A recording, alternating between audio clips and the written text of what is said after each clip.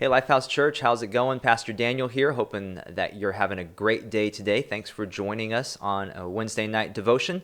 And just really excited to get into the Word of God tonight and open some things up. So, in our journey through the chronological Bible, we are now in the book of Proverbs. And so, in the life of Solomon, and Solomon, one of the greatest kings of Israel, and conquered, was part of Israel's largest expansion during its history. And Solomon, of course, was known for his wisdom. And last week we talked about gaining wisdom and the importance of that, and how to gain wisdom, and how we have to pray for wisdom and we have to pursue wisdom. And so then now it's only fitting that our journey is taking us into the book of Proverbs. And the book of Proverbs, I think, is one of the coolest books in the Bible, because even if you're not a follower of Jesus, or maybe you have friends that aren't followers of Jesus, Proverbs, I think, is a really good gateway into biblical thought and into who God is, and what how following God's way is the best way to live our life. And one thing I really like about the book of Proverbs is I think it really goes along with who I am as a pastor, and what our church is all about. Here at Lifehouse, we say that we're all about helping people find real faith for real life. And what I love about Proverbs is all application. It is so much application in there. And so as you go through the book of Proverbs, you'll find that it's broken up into a few sections. And the first, I think 8 chapters or so, I could be wrong, 8 or 9 chapters, is basically where the book is broken up into a prologue. And it's these letters from wisdom, who's personified as a woman.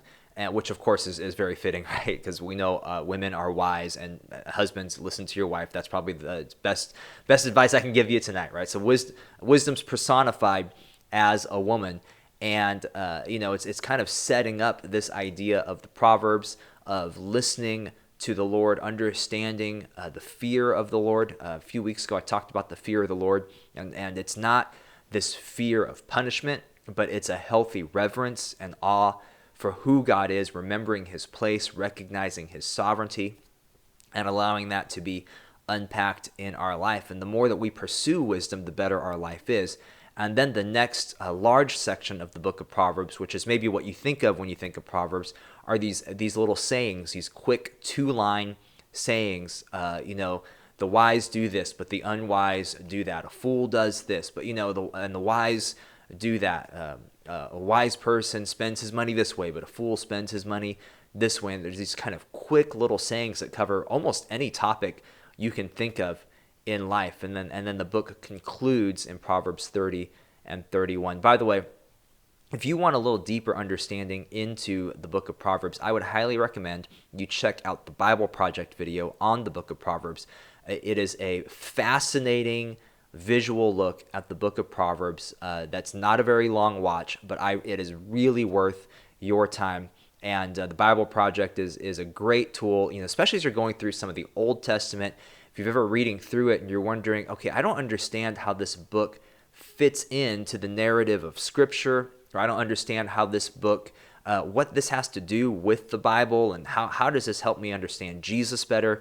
The Bible Project is one of the best tools, I think, that's out there to help get your head around. It's like 8-minute theology classes. It's 8-minute college, courses on the Bible, but broken down in a way that anyone can understand. So I'm going to link to that video in the description. So whether you're watching on Facebook or YouTube, check out that link to go to the Bible Project video on the book of Proverbs. There's a couple of important things that you have to understand as you read through the book of Proverbs. 2 things that I want to just really highlight tonight, and then I just want to share my favorite proverb with you. There's so many of them. I'm going to pick one very well-known one, just share that with you. So a couple things to understand about the book of Proverbs. One is the book of Proverbs, at first glance, is overly simplistic. It's overly simplistic in terms of, if you do this, you'll succeed. If you don't do this, you will fail. And if you do this, you're going to live a long life. If you don't do this, you're not going to live a long life. And if you do this, everything's going to go well for you. If you don't do this, everything is going to go poorly for you. And the problem with that is we've all lived life, right? We all know, hey, I've done the right thing and it didn't work out. hey, I tried to walk in wisdom and everything fell apart. Hey, I tried to raise my kids the right way and yet they're off doing Lord knows what and everything is really awful. And I tried to do the right thing. So what does Proverbs say about that? And, it said if I was going to do this, that it was going to be the right thing. So a couple of things we have to understand about this. One is that the book of Proverbs is not one that's meant to just be absorbed in itself as the entirety of biblical wisdom. So there's different books of wisdom in the Bible. Let's back up just further for a second. So in the Bible, there's different types of language and narrative styles. So you have books of history, like Genesis and Exodus. You have books of law, like Leviticus. You have books of law, thou shalt not, what we can and can't do. You have books of prophecy like Isaiah and Jeremiah, Ezekiel, and those books of prophecy are when God would use prophets to speak to the people, thus saith the Lord. God is saying, hey, I see you're doing this and this is what's going to happen. And so God speaking through the prophets to his people.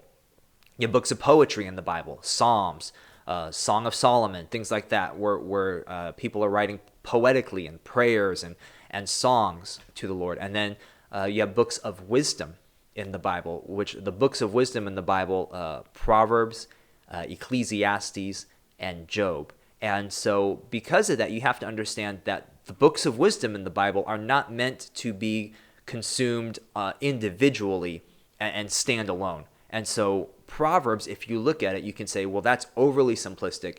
I've tried to live that way and it didn't work out. What does the Bible say to me? And that's where you have to also understand the book of Ecclesiastes and the book of Job and how they give a more well-rounded idea of how we respond when things don't work out the way they're supposed to, of how we respond when we see, because if you go through Ecclesiastes is a kind of depressing book because it's the opposite almost. It's, hey, I've seen the good do the right thing and fail, and I've seen wicked people do the wrong thing and succeed. And so how do I process that, and how do I get through that? And so you have to understand that the Bible is not ignorant to these events. And I think that's so important for us to understand as Christ followers, and even as we defend our faith and even as we try to process our faith for ourselves, that we can, I don't know, sometimes we have this tendency to think that, well, the Bible doesn't really speak to real life. The Bible doesn't really speak to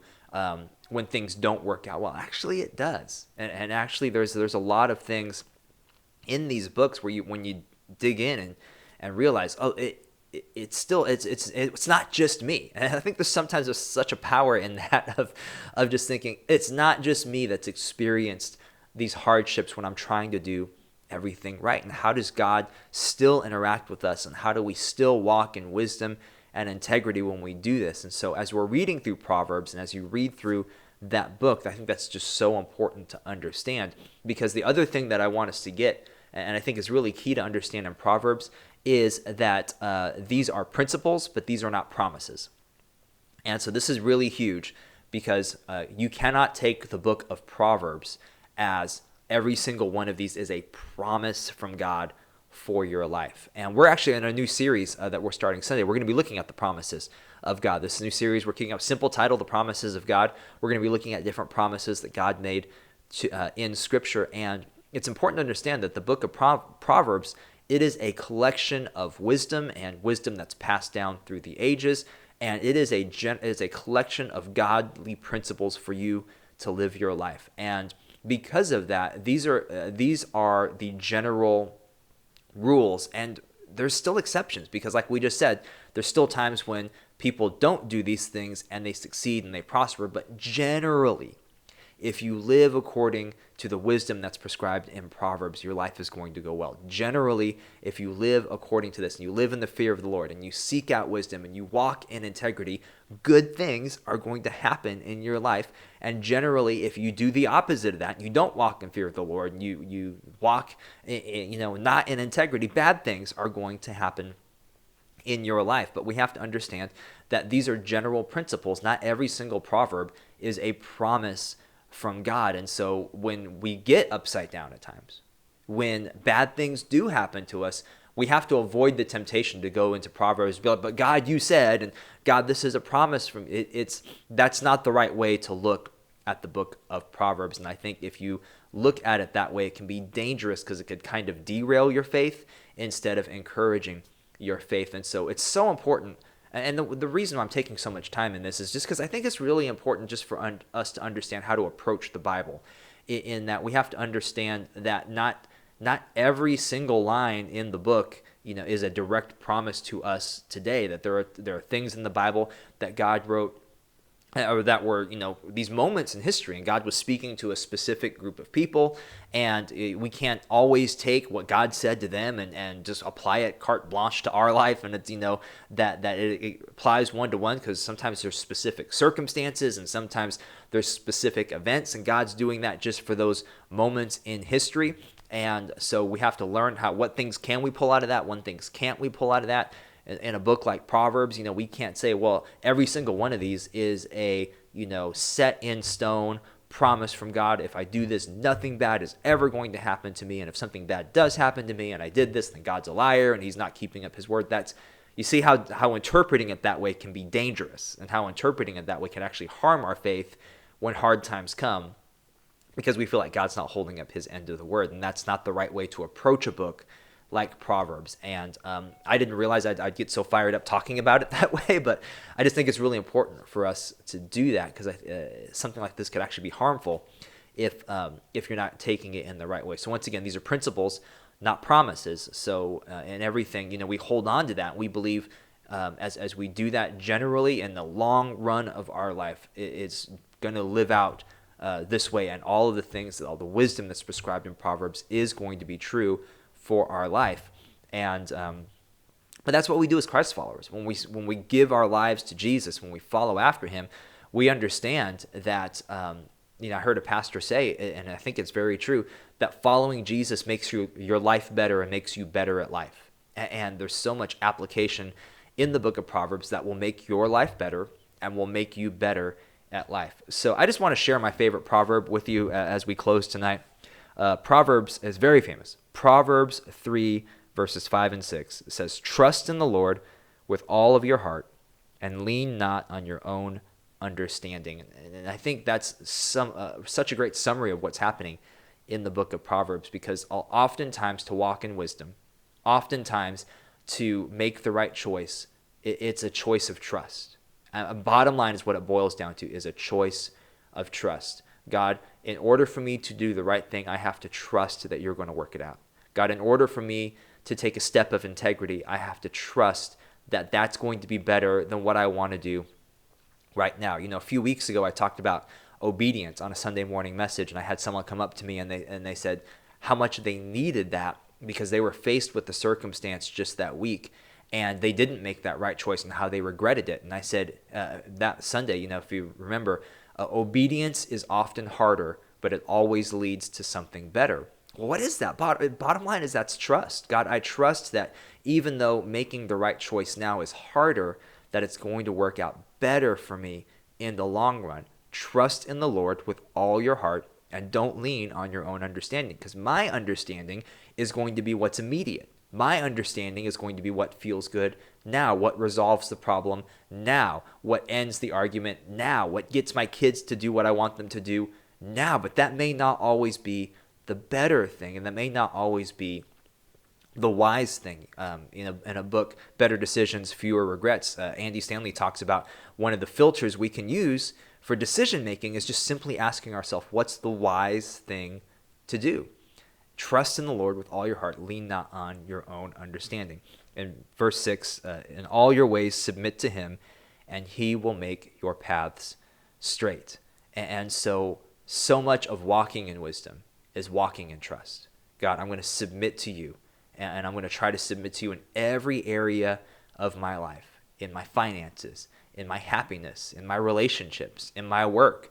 God, in what feels good, God, in everything, I'm going to try to submit all of those areas of my life to you. And I trust the more that I'm submitted, the more that you're the one that's going to make the path straight. And we can spend so much energy and effort trying to make our own path straight, trying to work it out for ourselves, trying to figure out a way to do that. But how much better will our lives be if we step back and we say, God, I'm going to trust you, and I'm going to submit all areas of my life to you, and you're the one that's going to straighten out the path in those life. And now we have to, once again, we have to understand that doesn't mean everything's going to be easy. That doesn't mean everything's always going to work out, 100% to our advantage. We're never going to get bad news anymore, and we're always going to get the good parking spot, and we're always going to get the promotion. There's going to be things that are going to come down our life that we're not going to understand, that are going to be difficult. The prayer is not going to get answered. Hard times are going to come. And then we still, in that moment, we have to come back. God, I trust in you. God, I'm not going to look at this with my own understanding. I'm going to trust, and I'm going to submit even this to you, because I'm trusting that in the long run, because you see the big picture of my life, you're going to make it work out. You're going to straighten out my path. And so I just want to encourage you tonight, no matter where you're at, no matter what's going on, trust in the Lord with all your heart. Lean not on your own understanding. Submit everything that you're doing to him, every area of your life, and he will make your path straight. I believe that's just such a great guiding principle for our life, that no matter what, we can trust in him, we can submit all that we are to him, and he's going to lead us in his path, in his timing. So once again, I encourage you to check out the Bible Project video on the book of Proverbs. Read through the book of Proverbs. One of the great things that people do is, there's 31 Proverbs, and so you do a proverb a day, every day in the month, and just a great way to keep this wisdom in front of you. Walk in wisdom in your life. A wise thing to do would be to come check out church Sundays. We kick off a brand new series, The Promises of God. Invite someone with you, invite someone online, and we will see you guys this Sunday. Thanks so much. Have a great night.